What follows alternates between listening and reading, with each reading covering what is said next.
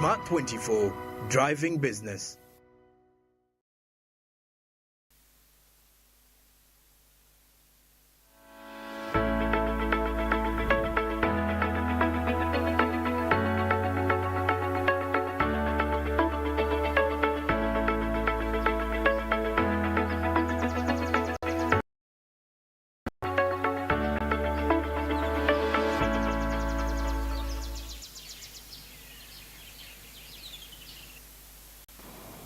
Hello, good morning. Welcome to Smart Means Business this morning. I'm Andrew Abarije. It's exactly just to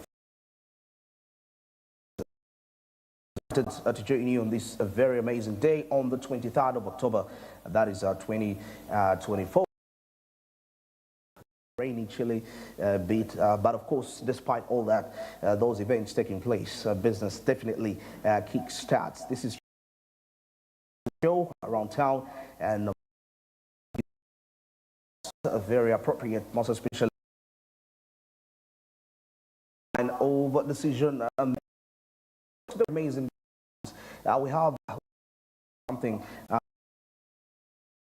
strategies. How are they working out for the country Uganda with the new strategies? Because we see one of the contributors to Uganda's GDP. We're talking about the tourism sector.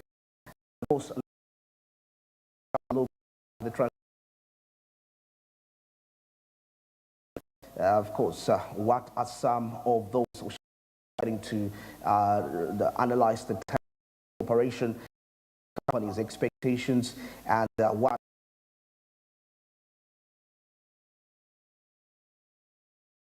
you're talking about for many.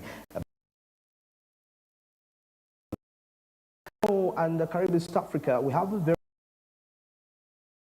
like when you view what is happening around the East African region. Most of the countries, the neighboring countries, are actually getting to build muscle to be in position to compete in the area. Recently, Rwanda passed an amount of money, which is million to be precise, not quite sure, but I'll be very familiar with the figures later on. But is a lot in Somalia, also engaging into what we call the non-communication, the NFC, the non-field communication technology. Somalia is establishing itself. They have already, they are having the devices that are actually operating on the NFC. And we also see something in Zanzibar. They have established a blockchain sandbox. And with this, they intend to, it's going to be a way of kind of before the startups kickstart off officially. In other words, before they upscale, they can actually run operations from that blockchain sandbox. So to me, that was quite a huge challenge with our neighbors, how they are positioned themselves to be a part of the future, which we know is actually the future, the digital future, the artificial intelligence. They have largely positioned themselves quite efficiently well, but let us see what really comes out of that. But we shall be having further details in regards to that. But for this time around me, allow me, let's take a look at what's really making headlines within the local press.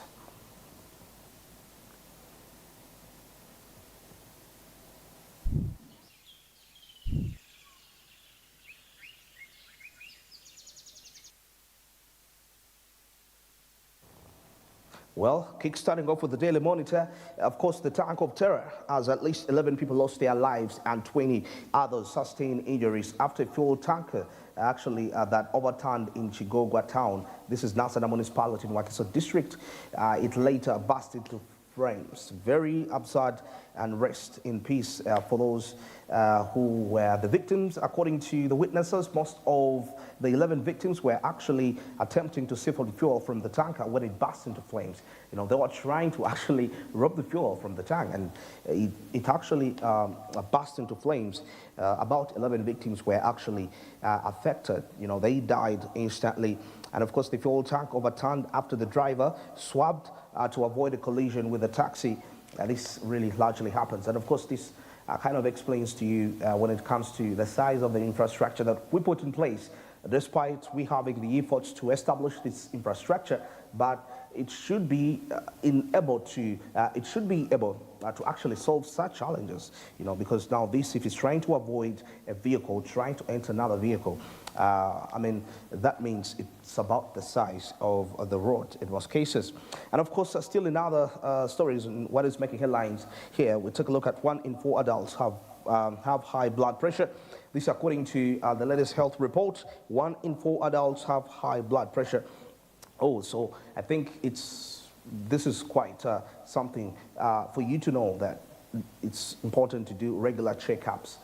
As much as you're working, you're making the career, you're making the money, you need to know what your health really is, because we know the cost of health when it comes to deteriorating people's disposable incomes, health cost. That is something which is key. But the earlier this can be detected, it saves you from the future expenses that you're likely to incur. Now, of course, Uganda demands more support to host refugees, as Museveni also motes barring government doctors from what we call the private practice. All right, now proceeding along, Chitezi landfill deal, what really happened in Ghana. Of course, during the 3-day benchmarking visit, the team met with the officials from Ghana's Ministries of Sanitation and Water Resources and Finance. Why blood pressure matters to your health, like they say, according to the global report, people with very high blood pressure, usually 180 out of 120 or higher, can actually experience symptoms that is including severe headaches, pain, chest. Of course, they have explained quite lots of these, so it's important to really take action. Now, today in history, of course, we remember when the bombers attack us. This is according to the French troops in Beirut. This is what they say. That's when the bombers attack U.S. or the attackers. This is the French troops in Beirut. And of course, still here in regards to the high blood pressure, rises in northeast and it drops in the west. But so the question is, what are the factors that have actually contributed to this decline? I mean, a rise in the north and east, and of course in the west. Of course, this will take us to examine the poverty, the way of life, the standard of life, the poverty rates, the poverty index in those regions.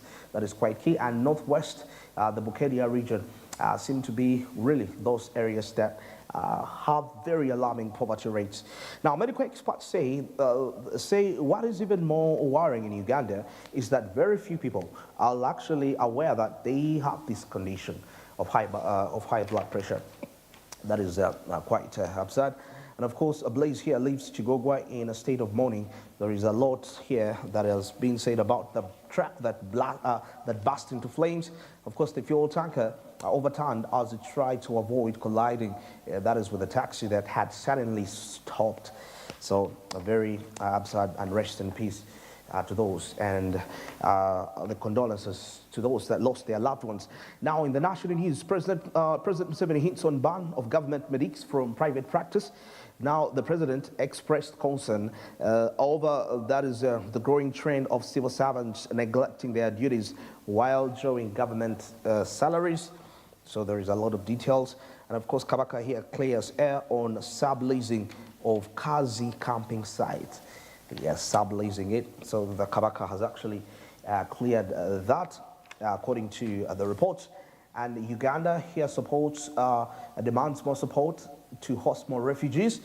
Uganda currently hosts around 1.7 million refugees.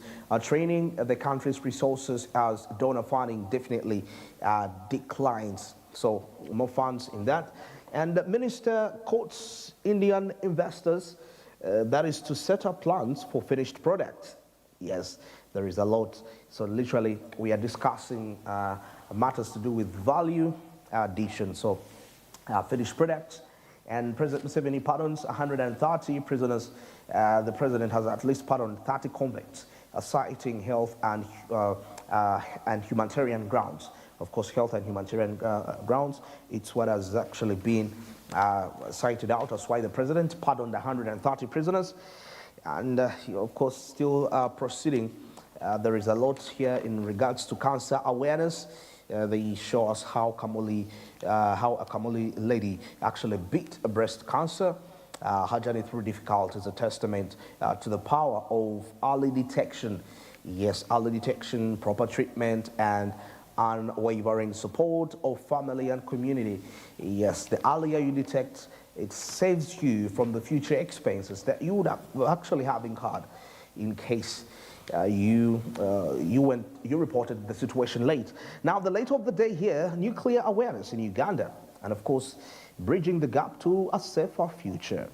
Yes, Uganda with nuclear awareness. So Uganda, are we establishing a nuclear plant? Well, further details are into that report. Now, on the Homes Plus real estate, of course, the expert here tells you that climate change could actually render billions in real estate worthless.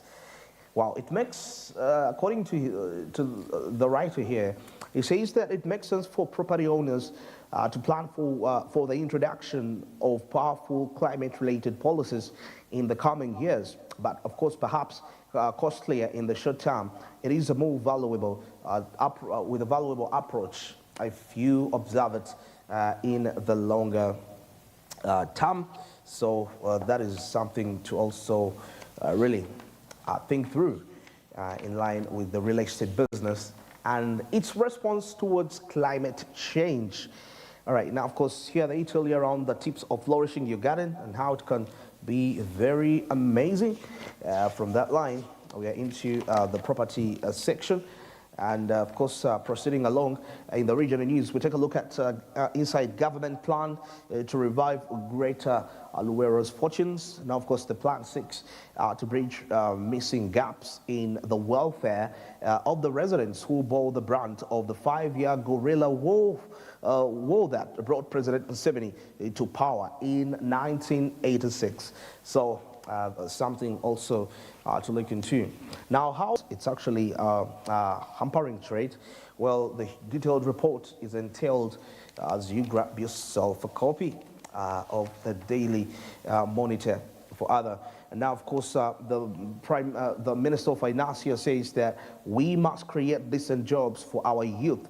Mr. Matia Kasaija says that in pursuing the tenfold economic growth from GDP 50 billion to 500 billion in the next 15 years, creating decent jobs to address youth unemployment.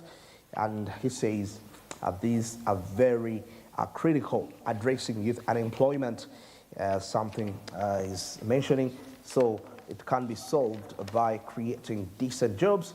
And of course, into the local sports, Bottas preaches position as Uganda gear up for the Democratic Republic of Congo. And still in other news, Uganda boast of the first continental medal in nearly 29 years. And of course, the cricket cranes here in Jinja to sharpen skills ahead of the Challenge League B. And the Winnie defends the regional crowns. The 24-year-old Victoria University student cites a family set on competing in the future Olympic Commonwealth Games, with his recent victories, of course, serving as a stepping stone to that lofty goal. And yeah, so a lot here. So switching over to the New Vision, of course, doctors face dismissal. That is over part-time jobs. And mixed reactions as 129 prisoners have been pardoned. In that regard, of course, the Daily Monitor mentioned 130, but it's an estimate figure. That's where they range from. And the European Union envoy calls for more railways funding. Yes, there is a lot of the details into this particular report. And First Lady calls for effective parental guidance for the youth. Mrs. Museveni lauded for commitment to supporting the youth. Yes, just compared to the Minister of Finance, who says we need to create this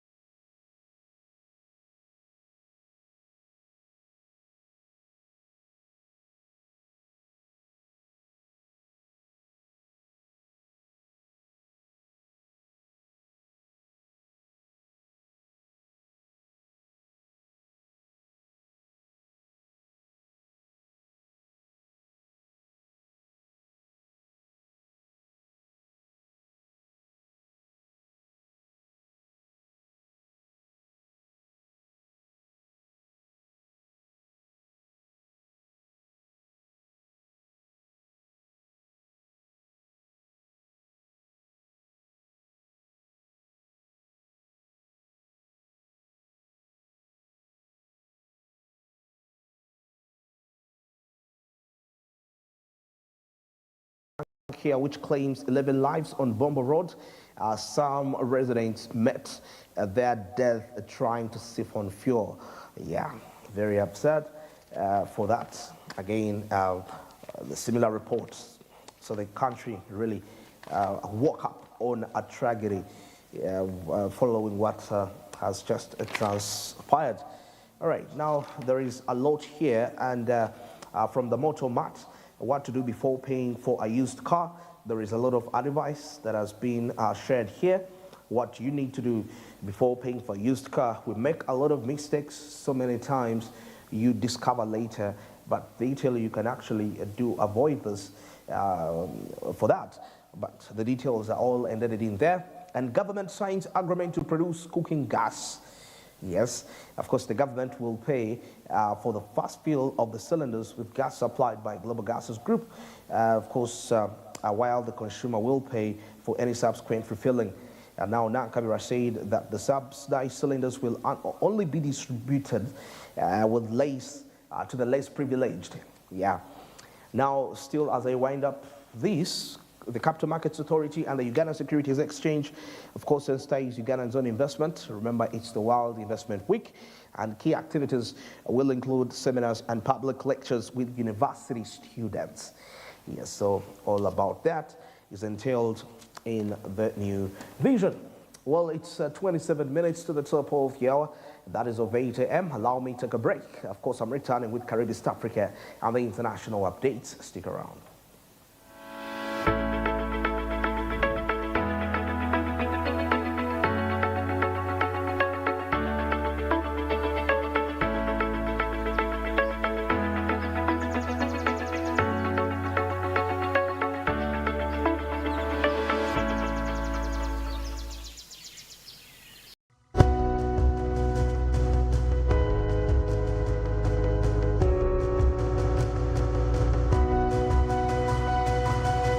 Smart 24, driving business. Cooking oil like no other makes your meal so sweet and scrumptious. The taste of Uganda, yeah, the taste of Uganda.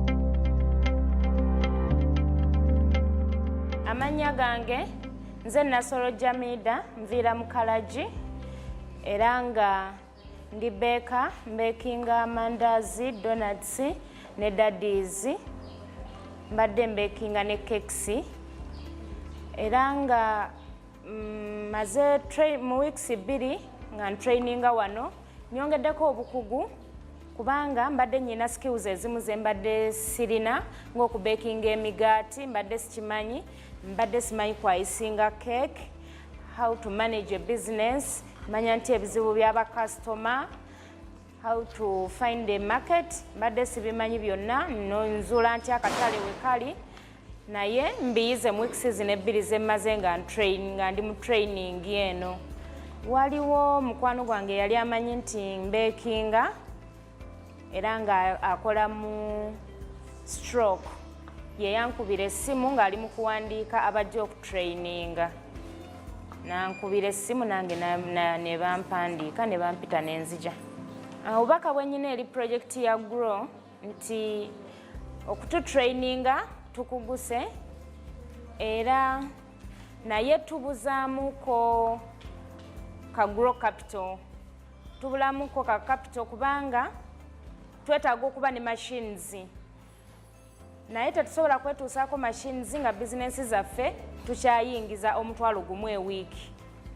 Tubadde tubulamu ka capital tusobole okwongera ku nnyingiza yaffe, tusobole okukola ki? We tunayongeza ku nnyingiza kitegeeza tujja kuba tusobola okugula machines. Obubaka bwempa abantu abaliko obulemu naddala ba vision. omuntu bw'atunuulira omuntu aliko obulemu naddala obw'amaaso alowooza tasobola kufumba ovuiki si kituufu. Mulekerawo okwenyooma, musituke, mukolere wamu, tuleme kufuuka mugugu eri abo abantu be tubeera nabo. Grow, generating growth opportunities and productivity for women enterprises. If you play a game of power, Chelsea is rich. I didn't lie to you. I only withheld the information. Any minute I get, I'm going to tell Chelsea. be prepared to lose it all. I'd rather be buried alive. Damalai makes her boldest power play. Very dramatic. In season 2, Monday to Wednesday at 8:30 p.m. Only on Pal Magic Prime. DSTV channel 148, Go TV channel 303. Winning requires the stamina of a lion. But most importantly, it requires that you carry that water up the top of the hill. However, you must use a spoon. Take the water now. Go, run, climb up the hill. 72 spoons. Faster, go, go. Winning is hard, but with MTN Momo, it's easy. Simply pay or shop with Momo for a chance to win mobile money every day. Use the Momo app or dial *165*3#.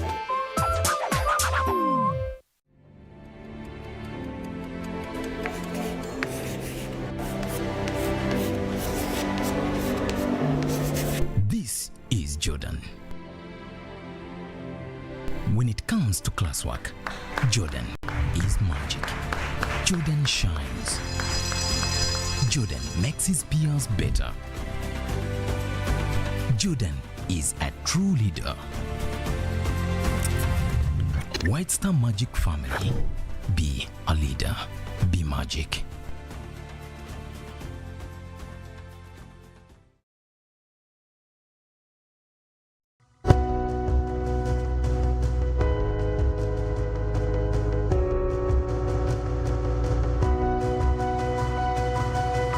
Smart 24, driving business.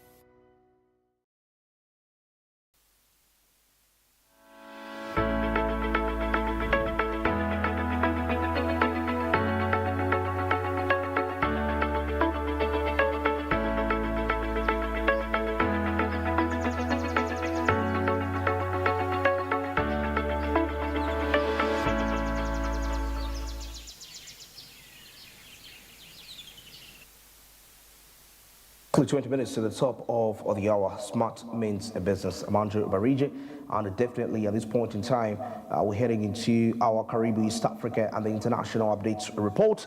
And of course, to kickstart off here, I have a story coming in from Somalia, as the country is set to tokenize, to establish its first NFC token. Now, first Somali bank in Africa to offer passive payment wearables, according to the report. Now, Premier Bank, in conjunction with MasterCard and Tapi Technologies, has launched a Tap to Pay, making it the first Somali bank in Africa to offer tokenized payment wearables. Now, of course, the Tap to Pay NFC wearables, this solution represents what we call a significant milestone in the continent's payment ecosystem by offering safe, contactless transactions via the cutting-edge wearable technology. Now, of course, these wearables combine near-field communication technology with daily, of course, items such as eyeglasses, talking about rings, bracelets, smartwatches, straps, and phone cases. Now, of course, these gadgets allow customers to make quick, secure purchases by just tapping their wearable at any compatible POS terminal. Now, the ATM or NFC-enabled payment point, this innovation improves the consumer experience while setting a new standard for secure, frictionless payments, hence increasing financial inclusion. That is in Somalia. Now, this is something very remarkable in this. Now, tokenization enables this technology by substituting a sensitive payment information with a unique encrypted token that the wearable device safely stores. Now, the wearables ensure payment security and convenience by reducing the need to expose the cardholder information. Now, tokenization is the heart of the next generation to secure contactless payments. Now, of course, by replacing the sensitive data with encrypted tokens, they're ensuring that consumers can actually now pay with confidence. Now, this collaboration with Premier Bank and Tapi Technologies is actually a critical step in bringing safe, convenient, and innovative payment solutions to African consumers, and of course empowering them to integrate technology seamlessly into their everyday lives. This, according to this is Mark Elliott, Division President for Africa at MasterCard. Now, of course, with the global wearables market expected to reach 80.39 billion by 2030, Premier Bank is positioning itself, that is at the forefront of Africa's digital transformation, and of course, Africa's burgeoning market with its rapidly growing adoption of digital technologies and increasing demand for convenient payment solutions. Now, this definitely represents an incredible opportunity for innovative tech providers like Tapi. This, according to Saba Ahmed, Chief Operating Officer at Tapi Technologies. So Somalia establishing itself with its first tokenized non-field communication technology and the first Somali bank in Africa to offer passive, of course, payment wearables. But of course, before I proceed into another story, allow me just take a 2-minute break. Definitely, I'm going to be returning with further reports in that line.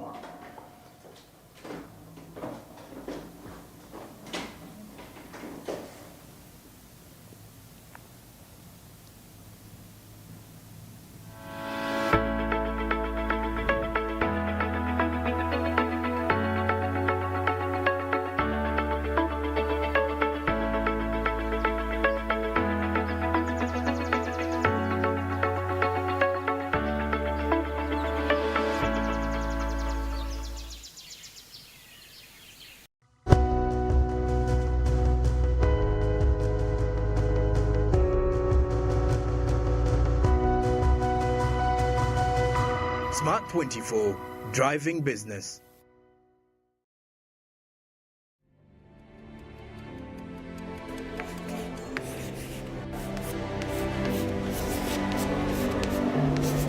This is Jordan.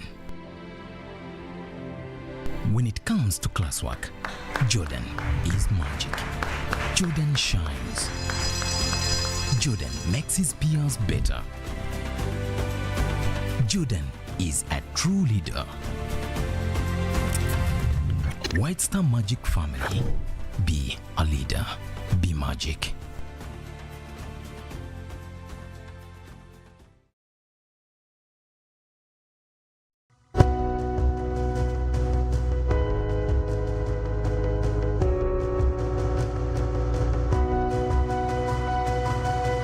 Smart 24, driving business. All right, now, of course, proceeding along that, sorry about rectifying something very small.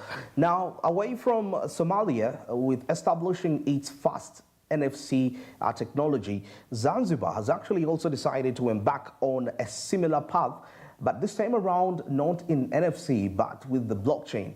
Now, Zanzibar has developed what we call a blockchain sandbox with innovative startups where they can actually be in position to experiment before they can upscale officially. Now, the government of Zanzibar has created a blockchain sandbox program where innovative startups can experience before they can literally upscale. Now, the sandbox, branded the National Blockchain Sandbox, has been designed by the Legri FI IT Solutions, and it is powered by Xinfin, powering XDC network. Of course, now we are discussing Chinese here. Now, the initiative will not only help startup founders to test their technologies, but also elevate Zanzibar as an ideal hub for innovation. Now, the startup founders will also safely test out their solutions, that is within the National Blockchain Network, which has advanced the encryption and multi-layered security protocols. Now, according to the Director General of the E-Government Authority, in his very own words, he mentioned that the primary objective is to create a conducive environment for the development of cutting-edge technologies, including artificial intelligence, blockchain, and other emerging technologies. This, according to the Director General of the E-Government. This is his name is Saeed Saif. That's what he said. Now, the Zanzibar government says it welcomes all interested startups to actually join the sandbox, but it will prioritize startups that will offer digital solutions to financial inclusion, talking about identity verification and certification issuance. Now, according to Saif, Zanzibar will wholly collaborate with startups that can actually help the country to achieve its digitization goals. Now, those startups with broadly beneficial and impactful solutions will actually also qualify for training and incubator programs, empowering their technical capabilities. Now, by garnering government support in driving their solutions, startups that join the network will actually become more competitive and possibly expand to other markets. Now, Pan-African founders looking forward to expanding into other continental markets have a difficult time when it comes to identifying what strategies would actually work better in their environments. Now, moreover, tackling compliancy and regulatory approvals can actually be a very hard task. Now, the National Blockchain Network will act as a soft regulatory environment that will startups and innovators, yes, can tap into before they can encounter the harsh realities of the market. Now, of course, controlled creativity that allows startup founders to determine if their solutions need to be, that is, overhauled or altered in specific markets. Now, African startups are not very fond of the continent's regulatory environment. That's why most of them, they have been having a lot of discussions in relation to copyright, intellectual property. So it all comes in line with regulation. Now, the friction between government and private sector can actually be greased by sandboxes, as governments in the long run are able to match their regulatory insights with technological advances, and that is the technological advances of innovators and startups, which are able to adapt to the realities of regulation, perhaps even appreciate its necessity. Now, with the reduced risks for startups in a sandbox, comes an increase in what we call venture capital funding. Now, investors are not singularly interested in the ambitiousness of a startup, but also its capacity to function and scale up in the market. Remember, the market is quite competitive in there, and people really need something because of the competition. What really can identify you out is in line with how is your startup really solving a problem? How is it able to be a solution to something? Now, according to a 2023 study research by Deloitte, startups which operate in sandboxes reduced their time to market by averagely 30%.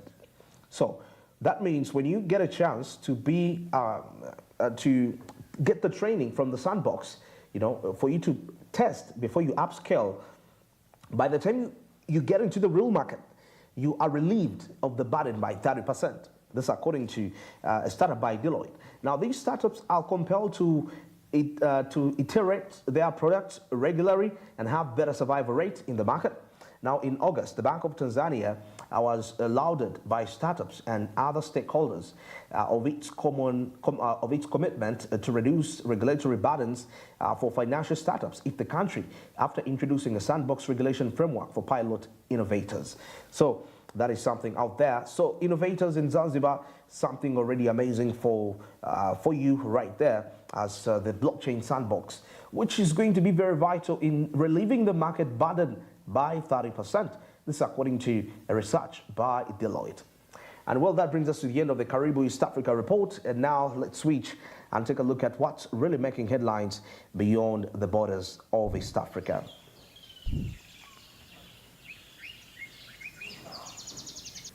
Well, kickstarting off with the 16th BRICS Summit. This is a test of Moscow's influence in the world affairs. Now, the Russian President Vladimir Putin is set to host leaders for the 16th annual BRICS Summit. That is on a Tuesday. This actually happened yesterday, aiming to demonstrate that Moscow actually remains engaged on the global stage, showcasing a BRICS coalition as a counterbalance to Western influence in international politics and trade at large. Now, Putin is set to meet with several global leaders, including Xi Jinping of China, Narendra Modi, that is the Prime Minister of India, Recep Tayyip Erdogan, that is of Turkey, and Mossad of Iran. Now, they will gather in Kazan, Russia, this was yesterday when it happened for the BRICS summit, countering expectations on the ongoing conflict in Ukraine and the international arrest warrant for Putin, which would actually isolate him. Now, Raymond Matlala, chairman of the South African BRICS Youth Association, believes that BRICS is the voice of the global South in these multilateral platforms where the West definitely dominates. Now, really, BRICS can, according to him, he says that BRICS can take us out of that. And it's the only formation if you look at the G20. However, you can name them. African Union, you can name them. So many other. This is according to the BRICS chairman, youth chairman. No other platform or association can take it out, he says. Now, no one can take it out and also rescue the global South from the current global order. Of course, it was designed to highly favor the Western world. This is according to what it says. Now, it's only the BRICS with the powerful voice and collaborations. Now, Russian officials are viewing this as a significant achievement. Yuri, that is Ushakov, an aide to Putin on foreign policy, announced that 32 countries have actually confirmed their participation, with over 20 sending their leaders. Now, he mentioned that Putin is expected to conduct approximately 20 bilateral meetings, and the summit may become the largest foreign policy event ever hosted in Russia. Now, Alexandra, that is Gabjev, this is the director of the Carnegie Eurasia Center, states that Russia aims to actually create a platform where it can trade with its partners without the concern of sanctions. Exactly. Trading with partners without the concern of sanctions. Now, the Russian idea is that you create a platform on which there is only China, Russia, India, and Brazil, and Saudi Arabia. Many countries that are vital partners for the U.S., and the U.S. Will not be ready to go after this platform and sanction it. So Russia will have a lot of breathing space, because now Russia believes that most of the new allies into the BRICS nation are also allies of the United States of America. So when it trades with them, definitely it will have some breathing space to run its operations, and it won't have any hardships to run out and execute any related operation. Well, as we wind this report up, let's switch to India. Now, startups in this country have decided to serve the rural communities, because according to the reports from there, they believe that the investors no longer open the doors. Now, the tiny villages of Haryana state in India's rural north find themselves in unlikely spotlight these days, according to the current reports.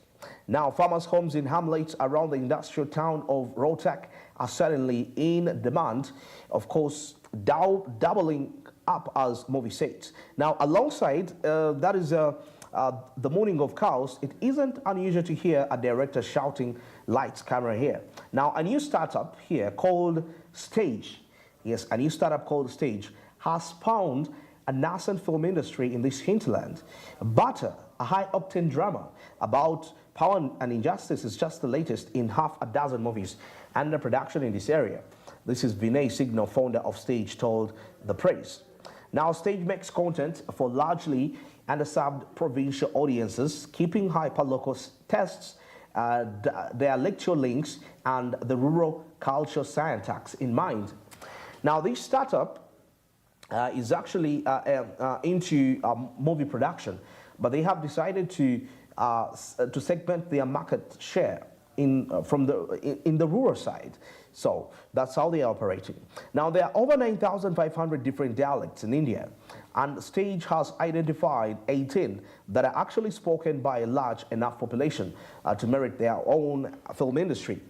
Now, the application apparently offers content in 2 languages. Of course, it has 3 million paying subscribers, and it is planning to expand and include Other dialects like Maithili, Konkani, which are spoken in the northeast and coastal West India, respectively. Now, Stage is among the growing number of Indian startups that are actually big on the rural market, and this is an opportunity as the next growth frontier. Now, others include players like Agrostar and DHeart. Now, while a bulk of 1.4 billion people still live in each 650,000 villages, they have hardly been a market for its booming tech startups so far. Now, Asia's third largest economy has been birthed for innovation, birthing several dozens of unicorns, or what we call tech companies, that are valued at over $1 billion.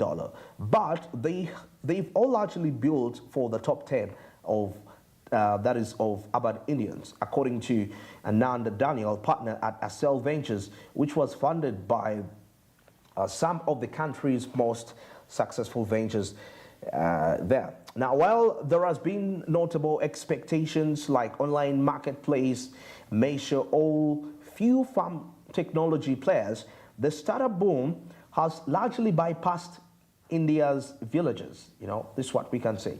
The startup boom has largely bypassed the Indian villages. Now, that's now changing as more founders successfully cater for rural consumers and get funded for their ideas.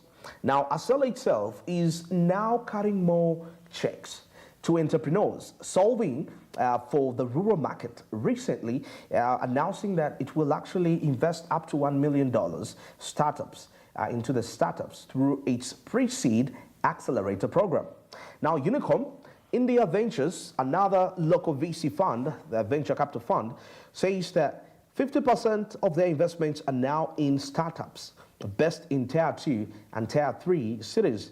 And in July this year, the Japanese auto giant Suzuki announced a $40 million India fund to invest, that is in startups building for the rural markets. So what's driving this shift?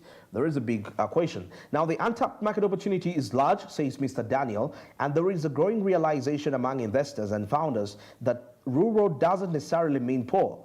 Now, I love the mindset that the Indians are actually excavating in this situation about if the cities are actually largely populated, chances are high that when you try to penetrate there, you're going to face a lot of competition. Now, they have decided to not get into that hefty competition, but rather let them focus in the rural areas, because they have come to realize that rural isn't about being poor. So the question is, I understand for the policymakers, we could be thinking, or for the Ugandan personalities into the startup ecosystem, you get to realize that the challenge we have in our country, the rural communities, may not be quite a vital market, most especially for the growing digital infrastructure in this country. Of course, this is largely attributed to the underdevelopment of the infrastructure. Okay, it's developed. I'm not going to say it's underdeveloped, but the only challenge is the distribution index. It's not equally distributed across the regions of this country. So if a startup in Uganda had decided to necessarily focus on a rural area, of course, if you have well segmented the market and made the right research, and you have customized your service to a specific group of people, it would be wiser for Uganda's case. India is one of those countries that actually a little bit advanced in the tech, in the tech space. So if you see a startup turning to the rural side, so even the rural community is actually, it may not be financially efficient, but they are aware that they need this innovation. That's the most important. Why are they aware? Because they are already technologically advanced in their minds already. So it's a little bit easier for a startup to go rural in that country. Well, exactly 1 minute past 8, Smart means a business. That brings us to the end of the Caribbean East Africa International Update Report. Allow me to take a break at this point, and I'm returning with business updates. We have something in line with Uganda's new tourism strategies, of course, something that we need to bisect and see what is the way out for this country. Stick around.